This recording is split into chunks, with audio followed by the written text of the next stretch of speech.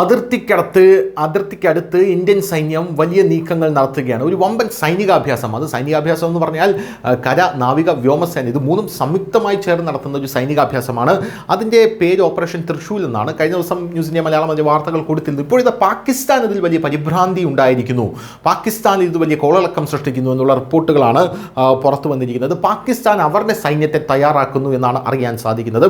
October 30 മുതൽ November 10 വരെ ഇന്ത്യയുടെ പടിഞ്ഞാറൻ അതിർത്തിയിൽ കര, നാവിക, വ്യോമസേനകളുടെ സംയുക്ത സൈനികാഭ്യാസം ആസൂത്രണം ചെയ്യുന്ന ഈ പശ്ചാത്തലത്തിൽ പാകിസ്ഥാനിൽ വലിയ കോളിളക്കമാണ് ഉണ്ടായിരിക്കുന്നത്. ഓപ്പറേഷൻ തൃശൂൽ എന്ന് പേരിട്ടിരിക്കുന്ന ഈ സുപ്രധാന അഭ്യാസം സർ ക്രീക്ക്, സിന്ധ്, പാകിസ്ഥാന്റെ തെക്കൻ മേഖല എന്നറിയപ്പെടുന്ന കറാച്ചി എന്നിവയുടെ അച്ചുതണ്ടിൽ ശ്രദ്ധ കേന്ദ്രീകരിക്കും.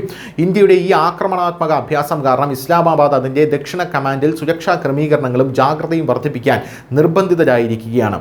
പാകിസ്ഥാൻ ഈ അഭ്യാസത്തെ സൂക്ഷ്മമായി നിരീക്ഷിച്ചു കൊണ്ടിരിക്കുകയാണ് എന്നുള്ളതാണ് മറ്റൊരു കാര്യം. പാകിസ്ഥാൻ്റെ ദക്ഷിണ കമാൻഡിൽ അതീവ ജാഗ്രത പുലർത്തുന്ന ഒരു സാഹചര്യം ഇപ്പോൾ ഉണ്ടായിട്ടുണ്ടെന്ന് അറിയാൻ സാധിക്കുന്നു. ഇന്ത്യൻ സൈനികാഭ്യാസം കണക്കിലെടുത്താണിത്. പാകിസ്ഥാൻ സൈന്യം സിന്ധിലെയും പഞ്ചാബിലെയും ദക്ഷിണ കമാൻഡിന് കനത്ത ജാഗ്രതയാണ് പ്രഖ്യാപിച്ചിട്ടുള്ളത്. സാധ്യമായ ഏത് ആക്രമണത്തെയും നേരിടാൻ പാകിസ്ഥാൻ വ്യോമസേനയും നാവികസേനയും സജ്ജരാണ്. ബഹാവൽപൂർ സ്ട്രൈക്ക് കോർപ്സും കറാച്ചി കോർപ്സും പ്രത്യേക തയ്യാറെടുപ്പുകളുമായി ഇപ്പോൾ രംഗത്തെത്തിയിട്ടുണ്ട്.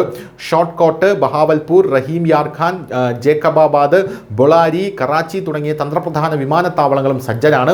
അറേബ്യൻ കടലിൽ പെട്രോളിങ്ങും നാവിക പ്രവർത്തനങ്ങളും വർദ്ധിപ്പിക്കാൻ അടിയന്തര നിർദ്ദേശങ്ങളും ഇപ്പോൾ നൽകിയിട്ടുണ്ട് എന്നുള്ളതാണ്.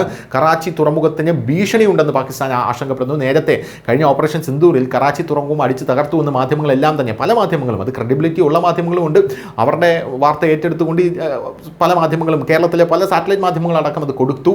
അതായത് കറാച്ചി തുറമുഖം അടിച്ച് തകർത്തു. പക്ഷേ അതൊരു വ്യാജ വാർത്തയായിരുന്നു. കറാച്ചി തുറമുഖത്തിൽ നീക്കം നടത്തിയിട്ടില്ല എന്ന് അതിനുശേഷം നേവി എന്ന് പറയുന്ന ഒരു സാഹചര്യം ഉണ്ടായിരുന്നു. അതിൽ അദ്ദേഹം അമർഷവും രേഖപ്പെടുത്തി. കാരണം അദ്ദേഹത്തിന് ഈ ഓപ്പറേഷൻ സിന്ദൂറിൽ ഫുള്ളി ലോഡഡായി നിൽക്കുന്ന ഈ പടക്കപ്പലുകളെ അഴിച്ചുവിടാനുള്ള ഒരു ഭാഗ്യം ലഭിച്ചില്ല എന്നുള്ളതാണ് അദ്ദേഹത്തിൻ്റെ ഒരു വിഷമം എന്ന് പറയുന്നത്. അതുകൊണ്ട് തന്നെ ഇപ്പോൾ ദീപാവലി നരേന്ദ്രമോദി നേവിയുടെ കൂടെയാണ് ആഘോഷിച്ചത് എന്നുള്ളത് മറ്റൊരു കാര്യമാണ്. ഇതൊക്കെ മോദിയുടെ വലിയ തന്ത്രപരമായിട്ടുള്ള നീക്കങ്ങളാണ്. അപ്പോഴിതാ ഈ ഓപ്പറേഷൻ തൃശൂൽ പാകിസ്ഥാന്റെ ഉറക്കം കെടുത്തിയിരിക്കുന്നു എന്നാണ് നമുക്ക് മനസ്സിലാക്കാൻ സാധിക്കുന്നത്. News desk news India Malayalam.